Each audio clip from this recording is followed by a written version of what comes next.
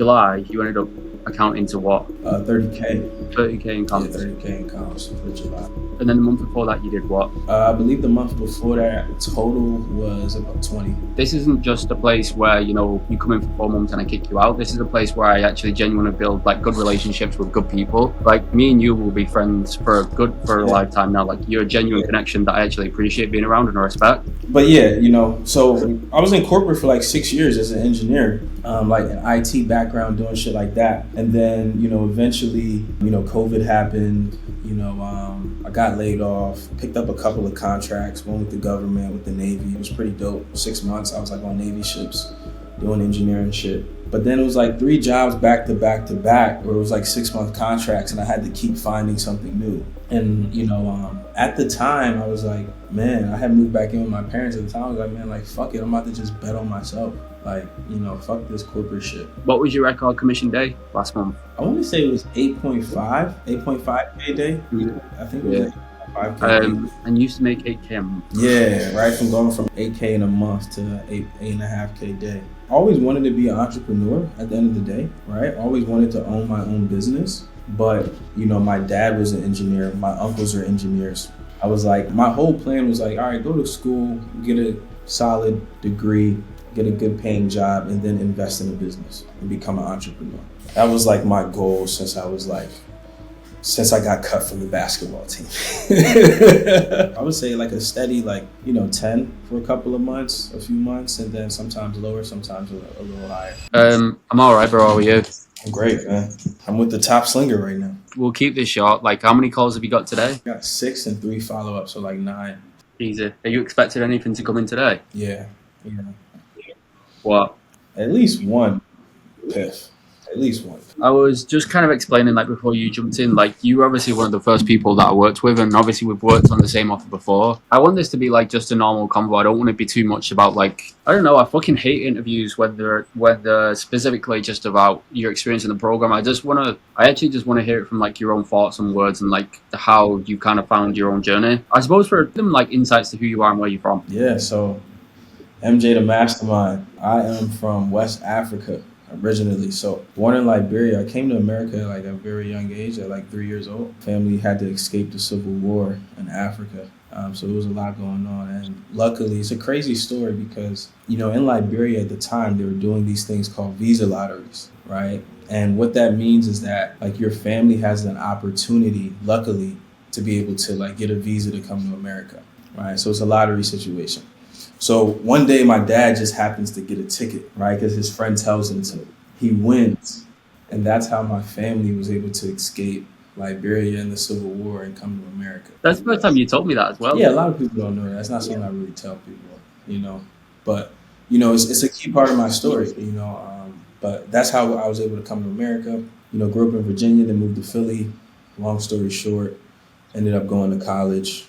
Got a degree in computer engineering. Always wanted to be an entrepreneur at the end of the day, right? Always wanted to own my own business. But, my dad was an engineer. My uncles are engineers. I was like, my whole plan was like, all right, go to school, get a solid degree, get a good paying job, and then invest in a business and become an entrepreneur. That was like my goal since I got cut from the basketball team. Right. So since I got cut, I was like, all right, I got to start figuring this shit out.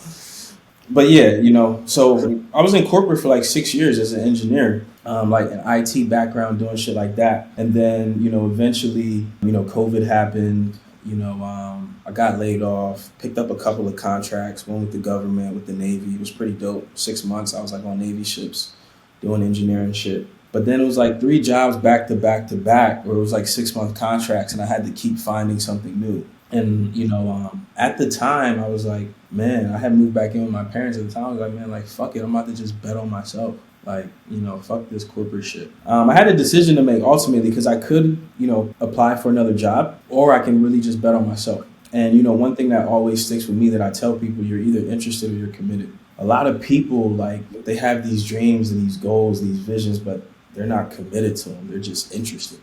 Right. And the difference is, like, when you're interested, you do what's convenient. But like when you're committed, you actually do what it takes. Do you feel like you understand that a little bit better because you've experienced it yourself? Like you've been interested and not committed in the past? Yeah. Yeah, absolutely. I think you have to go through it to understand what commitment is. That's true. I like to think of it this way: like, I don't think I'm the best at sales, but I've experienced enough to be able to coach, kind of to be able to, a better word, guide people through what to do, if that makes Yeah, sense. Because every bit of shit that you'll go through as a sales rep, like, I've pretty much been through the bottom of yeah, it. I've been through the bottom of it where I've been on the edge of like being dead broke and not knowing if I was going to make it work. I've been on the side where you're taking 10, 11, 13, 15 calls a day up until 4 a.m. trying to make it work. I've been on the side where you can close bigger deals. So it's like I can guide people through like every step of the way. But it's like you mentioned, you have to have experienced it first to understand what that feeling's actually like, to be able to, I suppose, give feedback to other people, if that makes yeah, sense. yeah, absolutely, man. And that commitment, being able to commit to that, helped me become a better sales rep because you can only shift somebody's belief system through your belief system. So like you can only, challenge somebody to the level that you challenge yourself, right? And being able to, like really turn down a six-figure career, just bet on myself, invest tens of thousands of dollars, hundreds into personal development, mentorship, coaching, and all of it, and now be in a position where I have a skill set that can print me money. Most people don't understand that, by the way, what you just mentioned. You have to be able to challenge yourself to be able to challenge your prospects. Most people don't actually understand the meaning behind that. When you think of it, what's your definition of it? I think it's like if you're on a sales call and you're challenging somebody to a level of urgency in their life, or you're challenging them to, their actions, or you're challenging them to their mindset. You're asking them these challenging questions. If that's where the conversation leads, it's like, but do you have that conversation with yourself? I think you've mentioned this before, actually, on an interview we did when I was in Mykonos. You started asking yourself difficult questions. Give me an example of one of the most difficult questions you asked yourself. One of the most difficult questions I ask myself is, am I the version of myself that I know that I could be? What was the answer to that when you first asked yourself? No. So what had to Oh, a change? lot had to change. Stuff is changing daily. It's a never ending, journey. You're always chasing that version of yourself. Where does the MJ the Mastermind come from, by the way? Yeah, so MJ the Mastermind comes from, my a business that I have is the Mastermind Group. And the Mastermind Group comes from, if you read Think and Grow Rich, Napoleon Hill, classic personal development book, he talks about having a mastermind and the importance of it. And, being able to bounce ideas, thoughts, and things off, people in a circle, right? Like-minded people, right? STS is a mastermind, the best mastermind there is. It was my first community, the mastermind group. And the mastermind to me, it signifies somebody that's constantly chasing greatness and the best version of themselves. So like for me, I focus a lot on mindset.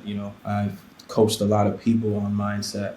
That was one of my first businesses. So I really identify that because, I study mindset, the subconscious mind, like it's something that I'm very passionate about. It just comes together. Even though you were your own coach, why do you think you invested in sales help? Yeah, I think sales wasn't my strength How did you realize that, though? because I feel like I could coach people and help people like improve their lives and create like a huge shift in their lives. But the delivery just in a sales process is not something that I had mastered yet, or just in a different environment, right? Because there's so many different types of sales out there. And just getting, identifying the right strategy is important. What do you think gave you the confidence to come here? What gave me the confidence to come here is results. I think seeing the results, and it's easy for everybody to say that they're good at something. Anybody can say, I'm the best sales rep and I've done this, right? But I actually seen you do it. I actually seen you do it firsthand, being in a Slack channel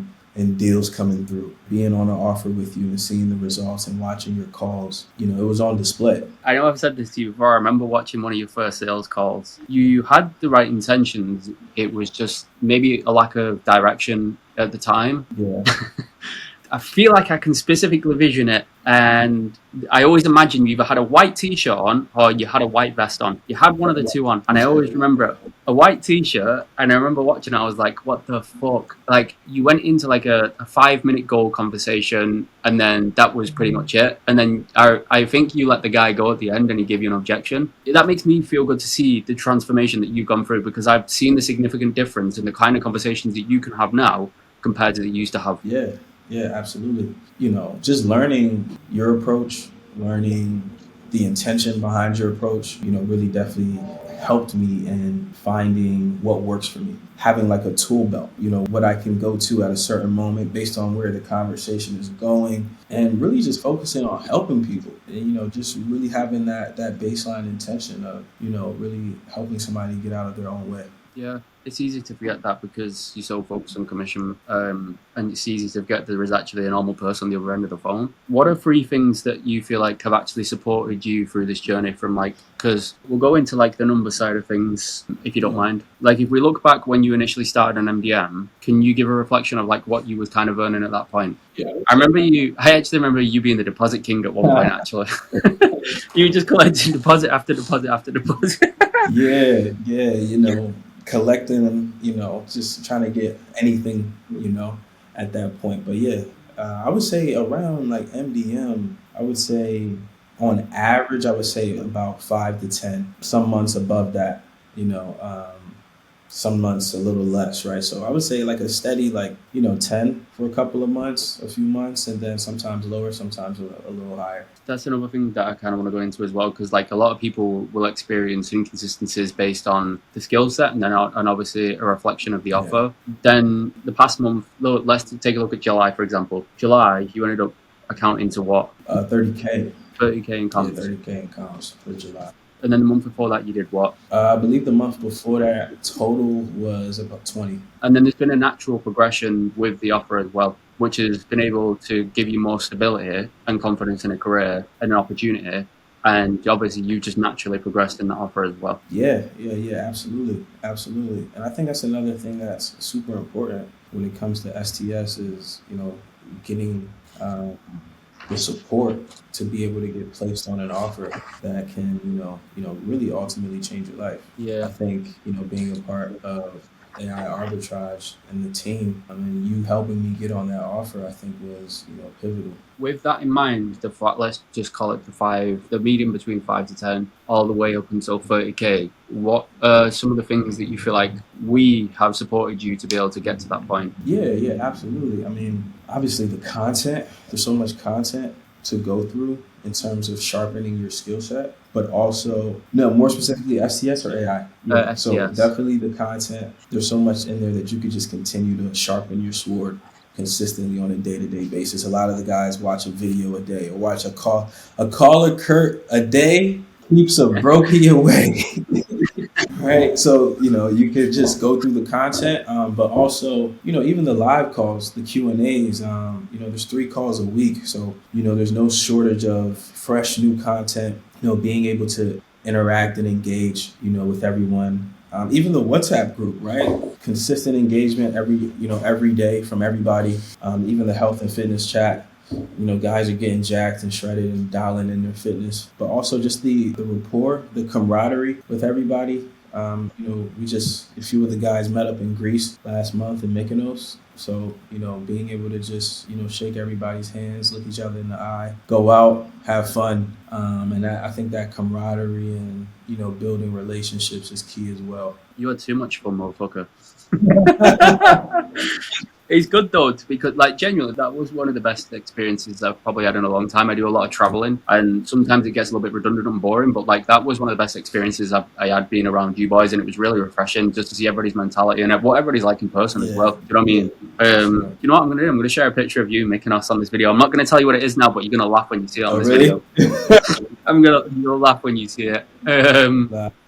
That's really good though, bro. But like, even with that in itself, you had a really fucking good day. What was your record commission day last month? I want to say it was 8.5K day. Yeah. I think it was 8.5K. And you used to make 8K a month. Yeah, right. From going from 8K in a month to 8.5K day.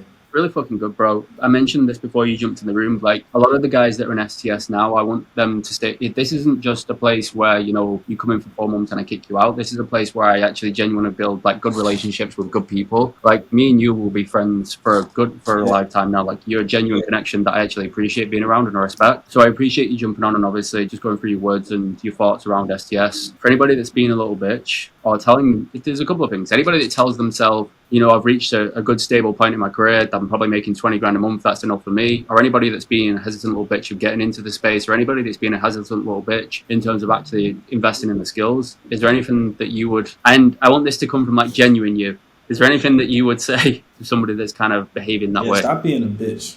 First of all, right? You got to sit down and look at yourself in the mirror and have a conversation with yourself, and really hold yourself to a certain fucking standard, right? That's why we're here. It's called the Yeah, standards. Like what are your standards as a man, as an individual? Like, do you want to make more money? Do you want to live a life of freedom? Or do you want to keep being told how many hours a year you can take off from vacation? I didn't even tell you, Kurt, but like I'm moving to Rio next month. That oh, yeah, wouldn't even be possible, if I was still in corporate or whatever it is. But I mean, ultimately, like you have to invest in yourself.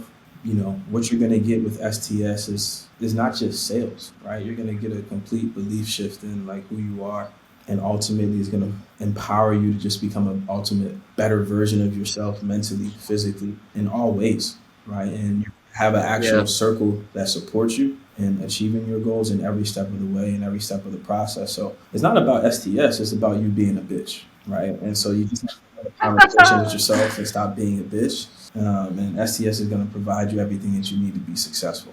Have that conversation with yourself and easy. set the fucking standard. I appreciate that. I've kind of moved away from the idea of like it's sales coaching as much as it is, and it gives you the skills to develop in sales. It's definitely more so a way of thinking because it's definitely a way of thinking in sales, a way of thinking in your own life and how to kind of help and shift people into better beliefs and better patterns and better behaviors. So that's kind of like the way I kind of think of this now. I appreciate you jumping on, Homie. Genuinely. What you just said is important. Like the foundation is like, personal development, right? That's the foundation of all success. It's like even like you were saying, like you started like reading and really dialing in and investing into yourself as well. So it's like that foundation of just pushing the boundaries of your mindset and doing more and holding yourself to a higher standard first. I've got to be a reflection of what I expect you guys to do.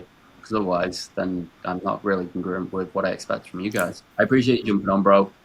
I'm obviously super proud of you. You fucking know that, but you should be more so proud of yourself. Like, keep fucking doing what you're doing. And then, obviously, alongside that, if you ever need anything, I'm always there to jump on for you. Absolutely, bro. Absolutely, man. It's a pleasure, man. 50K a month is next, bro. 60K a month is next. Like, That's already your identity. I remember you sent me a picture of this actually because I believe you wrote it down in a book. Last month you wrote a note to yourself that you are a person that makes 30 grand a month, and then you made 30 yeah, grand a month. exactly. Yeah, exactly, man. It's you gotta embody it before it becomes real, right? You gotta Yeah, embody it. You gotta start living by those standards before it happens. pleasure, MJ, my good friend. Where can people find you on Instagram? MJ Mastermind. MJ Mastermind, MJTEG, I'll pop up, right? And then same thing Perfect. on YouTube as well. There we go, ladies and gents. MJ the Mastermind, live and direct. Appreciate you, bro. Have a good day. Go fucking crush it. Go close some deals, and I'll see you on the other side. All right, gangster.